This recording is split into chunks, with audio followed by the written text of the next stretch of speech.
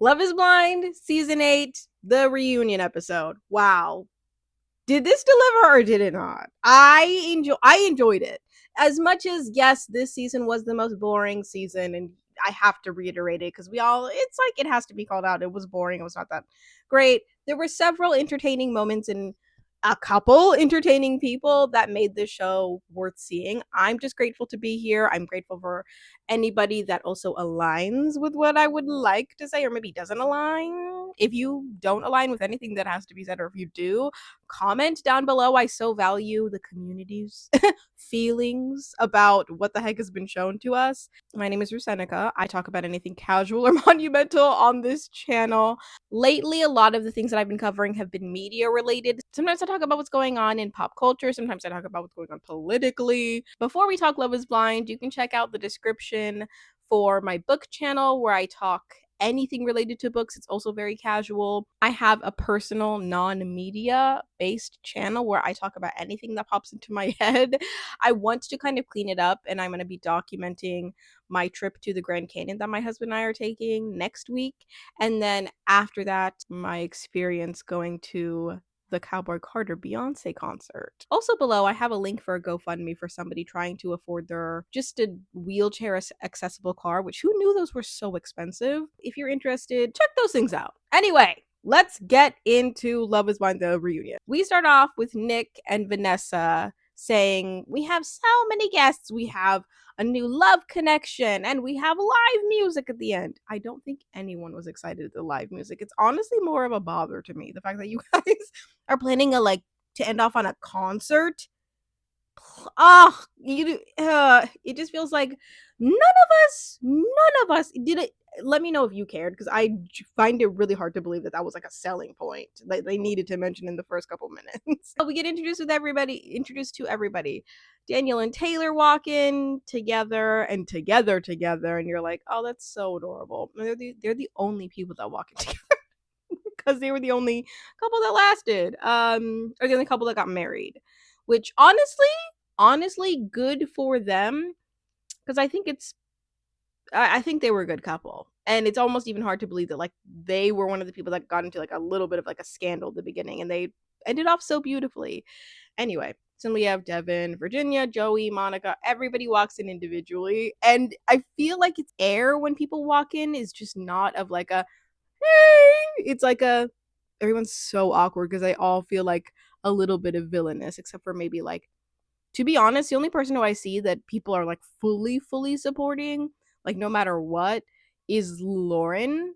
So I feel like everybody was coming in with like a kind of like a attention. We start to check in with Daniel and Taylor. Uh of course, Vanessa's asking, and then Taylor's like, well, this guy is like following me, and then he unfollowed me, and then he not. It's like I want to laugh, but that was so tense that it's like hard to like alleviate. It doesn't alleviate the tension, it just kind of makes it feel a little weird. But we're happy to see them living the life that they're living. And honestly, like I do like them together. It honestly makes sense. When we met Daniel's family, Daniel's brother has like a girlfriend who looks super like plain and normal and boring and whatever, and the fact that their parents met was kind of a good sure sign that things were going to go well as well. That's good for them living their normal little boring lives. I love it. But except for the fact that like we see this tattoo on his chest that is her eyes. I try my hardest not to be a hater, but oh my god, I felt so uncomfortable. Let me know if you liked it. I didn't feel like it was that good. I don't know. Let me know if you like the tattoo. I felt like it was a little off. Anyway, we have Deb and Virginia catching up with him. They introduce them like he wanted a teammate for life, and she wasn't ready to be his wife. I don't hate that. I don't. For a minute, I wanted to kind of rag on it a bit. I can't. They have to intro them somehow, and sometimes they miss and sometimes they hit. Anyway, Virginia details how they were not aligned in a very classy way. She says, because Nick and Vanessa are like, so what exactly happened? I know that you guys had some differences. Speak on it. And she's like, what I believe is, and I can't speak on his beliefs, but I can speak on mine. Yes, ma'am. That is the way to be like, listen, I'm uncomfortable, not because of him, and I can't drag him and like put him on the spot, but I'm just gonna let the things that I believe in speak for themselves. I believe in a woman's right to get an abortion. I don't know if I can say that on YouTube. Can I just say that? Let me just say I believe in a woman's right to be pro-choice. I support the LGBTQIA, as we all should. You know what I mean? Just like, and I also believe in the right for people to have different religions. Who is hating on other people with different religions? Bigots. That's the question. Who is hating at bigots? Will find anything. But I'm just kind of like, it's crazy how the Midwest is really pulling out all of these things that are so like, are you kidding? We're not past that. Okay. Anyway, so then everyone's listening like, and it feels so weird to get this like politically, what is the word? It feels weird to be this politically transparent on Netflix reunion stage. Like a couple seasons ago, I think this would not be a talking point at all. It's so odd. I don't hate it, but it's so odd. So Devin starts out and he starts out saying, listen, I think that for two people to be together, you don't have to agree on everything. You don't have to agree on everything. And I can look past some things. Sorry, that's weird. And I feel like this argument has been brought up a bunch of times. Maybe like a decade ago or like a couple years ago, politically, you could agree to disagree. It's just too. It's just too. I think that we're just in a state now to where if a line is drawn and somebody says, hey, I believe in the right for a person to have access to making choices for their own bodies, and you say, no, you don't. No. We're not aligned and we can go our own separate ways. So when Devin, it's just like, it's weird. And then basically Virginia's kind of going a little bit of back and forth with him. They bring up the whole like he says that he respects me and he's like saying he has all this admiration for me, but he slowly ghosted me after the wedding. And Devin's like, I did not ghost you. Like, why are you bringing this up? Well, I didn't ghost you. And then, and this might be a little bit too far in, but I'm honestly just talking about the notes that I took and I might have missed some things. Okay, yeah. Also, if you could consider giving me a like, I'd really appreciate it because my husband did threaten to leave me if I didn't grow my YouTube channel. So if you could just, I would appreciate it a lot. Madison and Molly are like, you did ghost her. She told us about it. And Devin's like, what do you mean? Like, you weren't even there. And Madison and Molly are like, yeah, you told us all about it at that bar. And then Devin uses his fighting words and is like, they came up to me very drunk, were asking, and I was basically just telling them that it's none of their business. And it's like, oh my god, you're very drunk. That was crazy. It just is weird. And then also Virginia details, this is not me, I'm not going in chronological order, I'm pretty sure. Virginia also details the fact that at one point she felt disrespected. She didn't overtly say she felt disrespected. I felt disrespect. I felt like this was disrespect when she was bringing some stuff up to like where they lived, or was it a hotel or something? And she was like, "Can you help me bring this up?" And then he came down and was like, "You could have done this yourself." As much as I feel like Virginia and Devin are dull people, I also do. You can just recognize Devin is pulling out of his weight class. I don't even really like to say that for people because, I mean, like certain people have certain attributes and it doesn't mean that one person is a whole, like the whole step above somebody else in every aspect of life. But you do just have to recognize what is in front of you. Like, he couldn't have pulled her in the real world. He needed the pods to get somebody that was as bad as Virginia, somebody as independent, somebody who is focused on being a millionaire. And for him to be like, you could have got that yourself. Also, the whole thing with like the check, that was interesting. Mainly because I just saw somebody commented on my last video. Somebody gave him the check. Why does it matter? It was his money. Oh! When you get wedding money, that is for two people. And then also, it was his mom who brought that up to her. So that was both of their money designated for them. The money, because the wedding didn't go through, should have been returned if it hadn't been.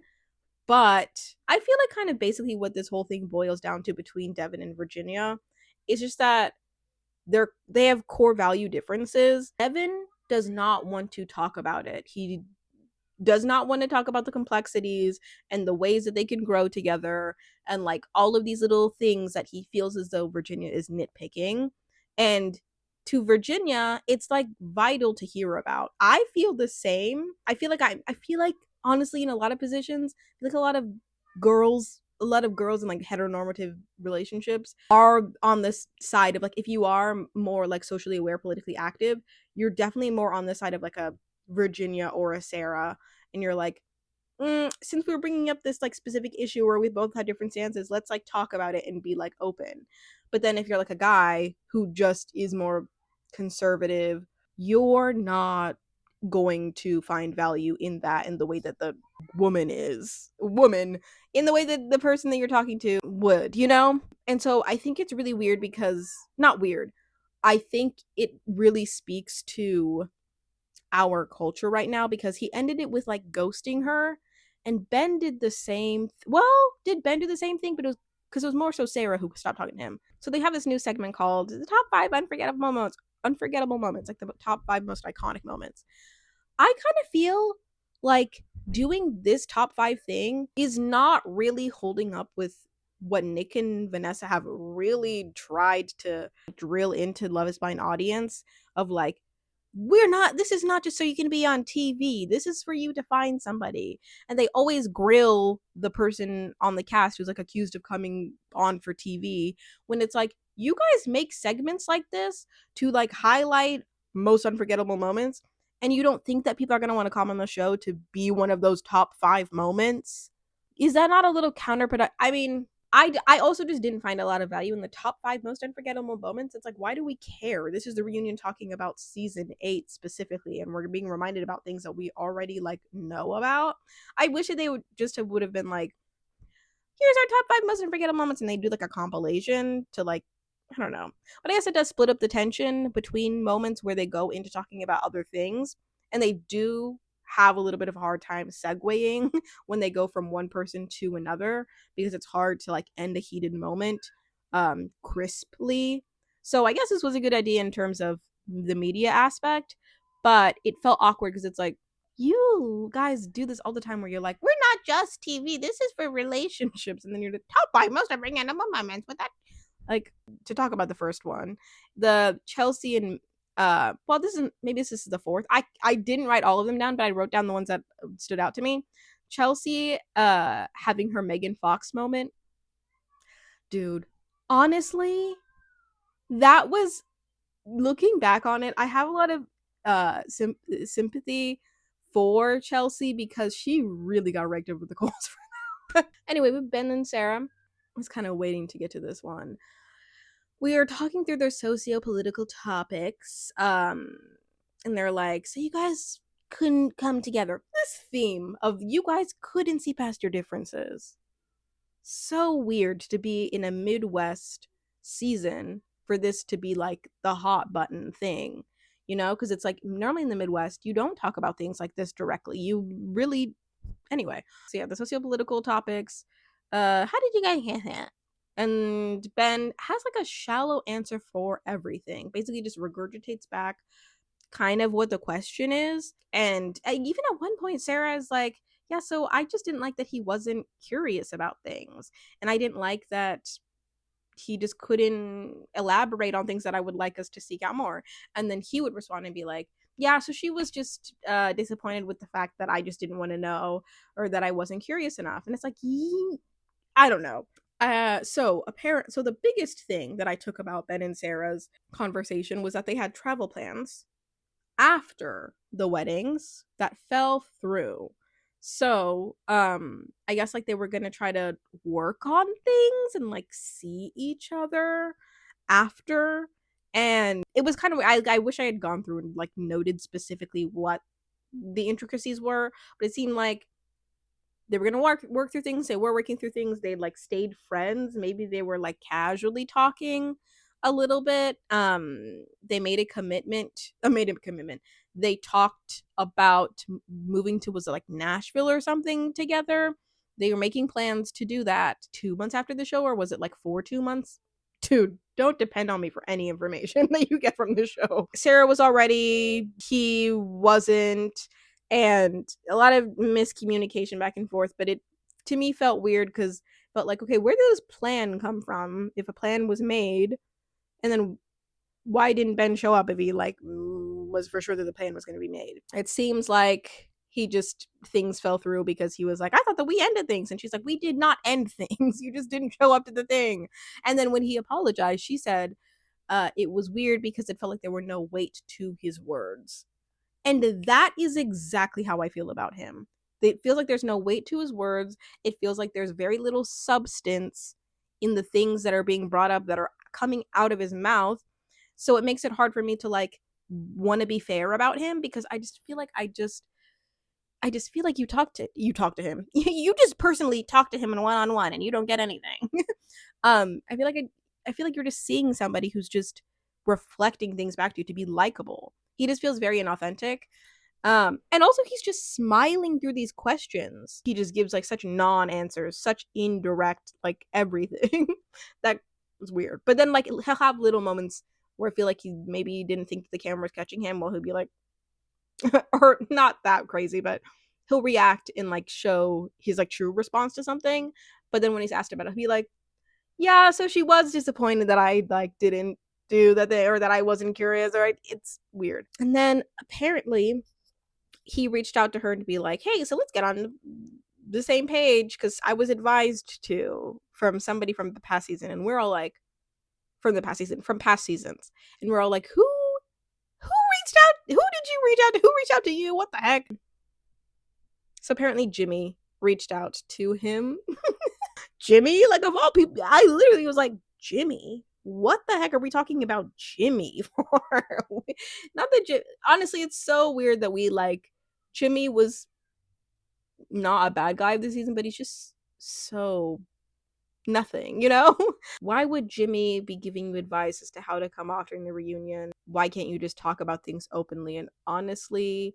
And that is why Ben also feels very rehearsed. And then also another thing that was brought up between Ben and Sarah was the fact that where was the ghosting that happened between Ben and Sarah? Somebody please remind me. I promised I watched this whole thing, and then I watched recaps of it too. I can't believe I can't remember. But the TikToks got brought up, and imagine being that girl. And like having Netflix talk about, this TikTok that you made. Sarah's like, you know what? I can honestly see why that girl would say that. Because he did not talk to me. Just really like, really, really interesting. Weird, because it also ended in a ghosting. Same with Virginia and Devon. Anyway, so we have Monica and Joey. Also, let me know how you feel about the whole Ben and Sarah thing. I could have talked about that much longer, but I just know I'm going a little too much. So Monica and Joey, this was a tough watch. But okay, first, before we get into like the toughness of it, it wasn't tough in like a very intense way, but it was tough in the way that like I feel like my vision of both of them has shattered, because now it puts us in this uncomfortable position of being like, dang it, now we can't stand the person that we were standing this whole time. First thing, why does Monica look like Tori Kelly? She looked exactly like Tori Kelly. It was kind of freaking me out. And I brought this up, did I bring this up in the beginning about how her hands were like different shades than her like face? And that was weird to me, because Monica's such a beautiful individual. And I feel this way for all of my pale, light sister queens. Okay? You guys are so beautiful. But I just feel like there's this conception of, if I am as done up and as tanned as I can possibly be, I'm at my peak. You guys are so beautiful in your lightest, most natural shades too. Like, to me, I felt like it was like a little intense. But I'm not trying to drag her. I'm trying to be like, you're so beautiful and you don't even see it. Monica comes out with a lot of like held pain.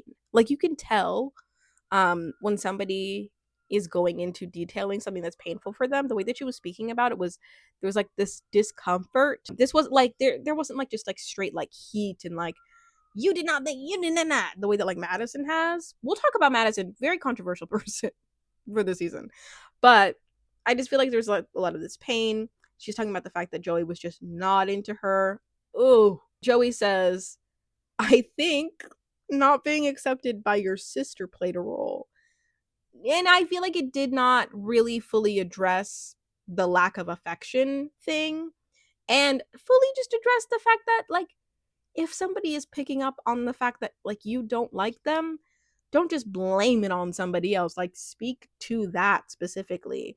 And sure, the sister's pressure would probably get to anyone, and you can see why that would make somebody more withdrawn.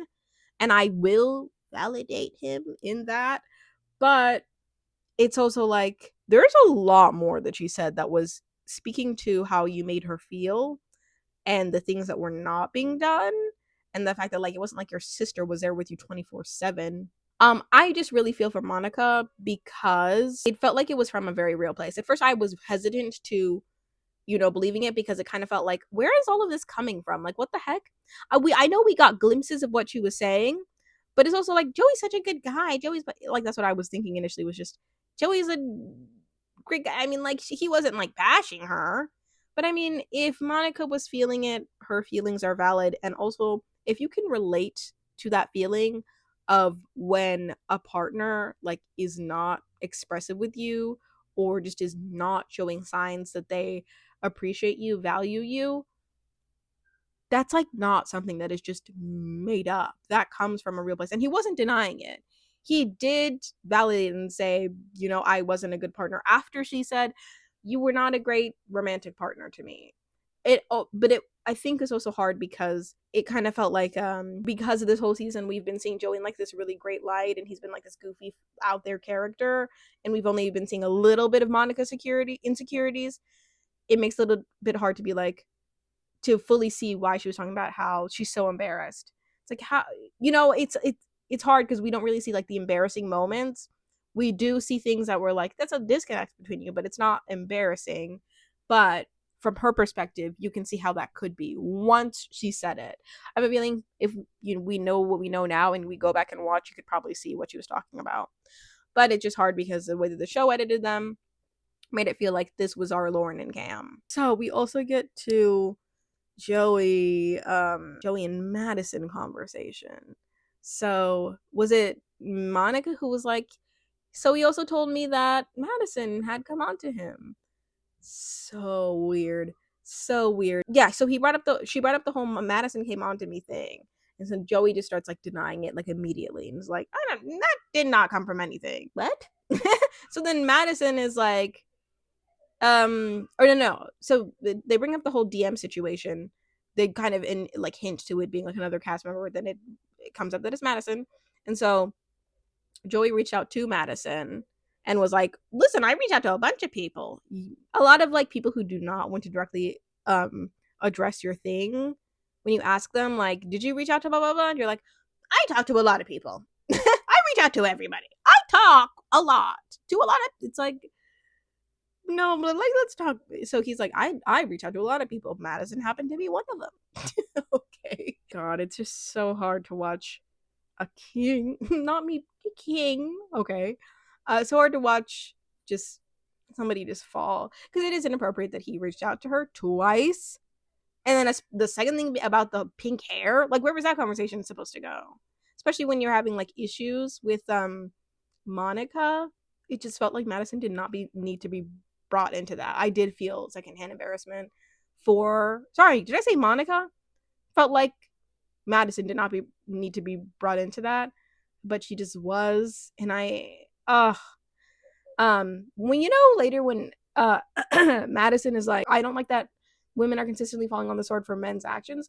In that moment, that was valid. In that moment, when like that whole thing was being brought up, and like, it's not like Monica made Madison feel bad, but it kind of felt like like Madison is not coming on to Joey. Like, what? And then Joey's still denying it, being like, nothing happened. I didn't say anything. It's like, we're okay, then, like, she just pulled it out of her butt. I do that all the time whenever me and my husband are talking, and I'm like, okay, and I'll bring up something that happened, and he'll be like, that didn't happen. I'll be like, okay, I just pulled this out of pulled it out of thin air. Right. Abracadabra.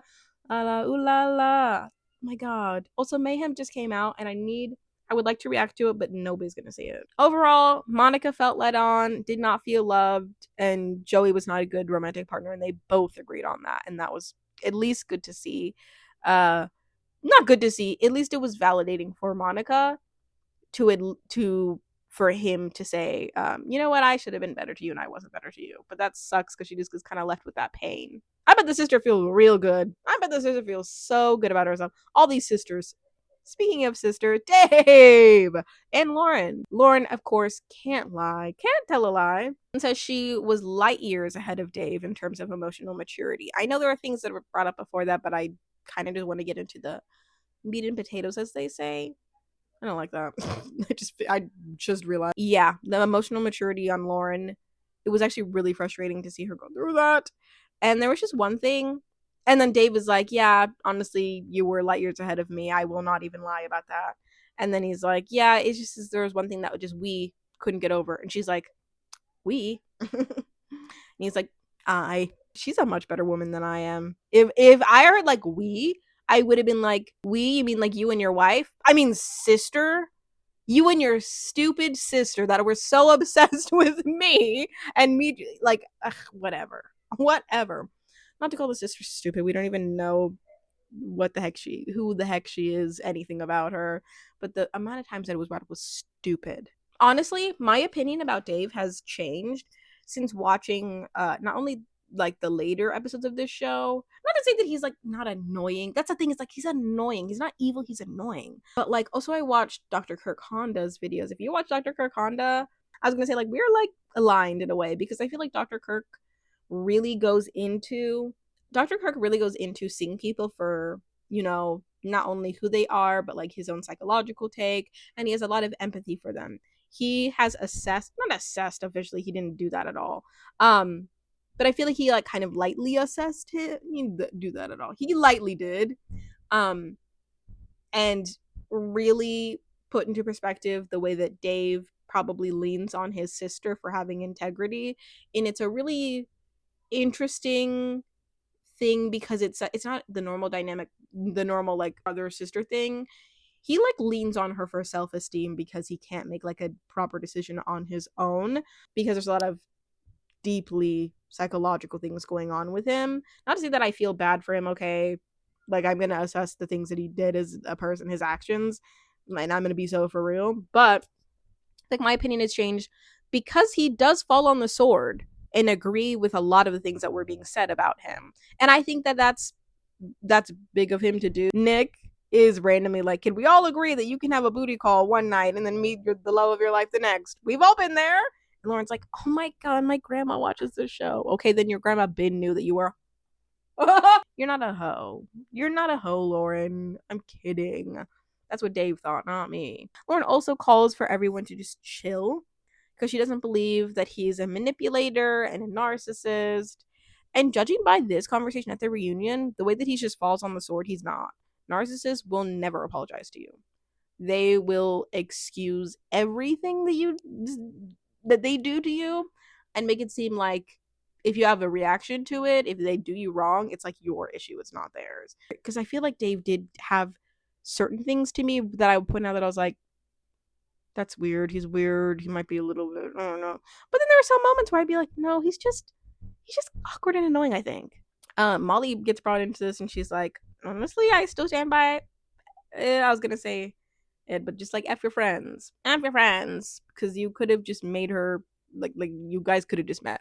Fully agree, nobody's lying there. All this time I was thinking like, who's the new couple? Like imagine the new couple is Lauren and her ex friends with benefits. Imagine they're like, come on out. Also, it's crazy we don't even know his name at all. It's crazy we don't know anything about the sister. Crazy that the sister wasn't there. Imagine the new couple is Dave and his sister. Imagine the new couple is Molly and Madison, because Madison be giving bisexual. And Molly just confirmed that she was bisexual. So honestly, maybe they should give it a try. Also, we go to our number 3 moment of our most unforgettable moments. Jerome, and Sarah. That was just like sad. Like that was actually really just enraging. Unforgettable in like a really upsetting way. So then we have the whole Mason, Alex, Madison, and Meg. Okay. So we catch up with Mason and Meg because they're like, so what's going on with you guys? What the heck? And they shared the reveal that they did. And I brought up a couple of episodes ago. I was like, oh my God, I feel like maybe they're doing the whole reveal thing because they want to share at the reunion and they can like have this whole thing for the reunion. And then I was like, let me not be so cynical. They look crazy. So it's really interesting that they ended up as just friends. Mason's like, honestly, I feel like I'm the real winner. Mason, what's a winner? Because you and Meg like having some friendship outside of this. I don't know. It felt a little bit sad knowing we know about the fact that he said that everybody kind of just falls out of love with him. And that kind of feels like, okay, is this not the pattern that you've been seeing or what? Weird. Anyway, then we get into the Meg, Alex, Mason, Madison of it all. Also, did Meg's pupils not look like different sizes? To me, they kind of were giving different sizes. They were giving different sizes. They just looked a little bit, one of them looked a little bit more dilated than the other. I don't know if I was the only one who felt that, but I was kind of like, this is undeniable. I have to write this down and tell the people. I wish I'd written in chronological about what happened with them, but let me just go over what stood out to me, honestly. So we ask Madison, I think.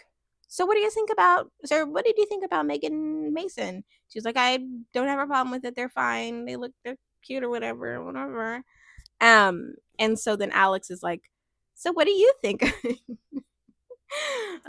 Something where Alex gets roped in, which by the way, I just want to say like everyone in this position is weird. Everyone sucks to me, okay?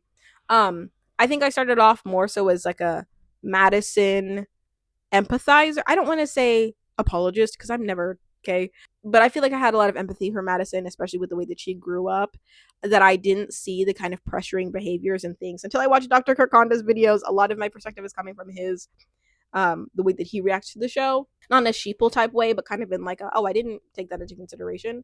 But the way that Madison she has been having like some behaviors that were a little bit pressuring, a little bit like overreactive, and I feel like I only saw that once kind of rewatching through somebody else's perspective. But let me say this, Alex, the allegations that are coming out against him, he just does not seem like good news at all. And I didn't care initially until it got thrust in my face through a TikTok about all the things that he's been saying to people.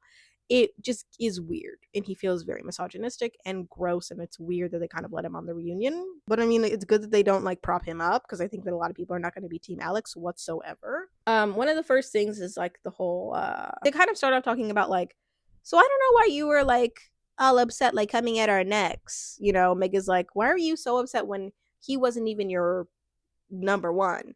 And she's just reiterating like, I was mad because he uncommitted to me whenever I broke up with him. If you watch Dr. Karkonda's video, he basically talks about how that's a little odd because she was in the same exact position, not that she committed to Mason, but the fact that like she was in a position with two people that she liked and then just made the decision to break it off. I feel like the way that she viewed Mason in that breakup felt like very like there was a lot of anger there when it was like, you're the one who broke up with him.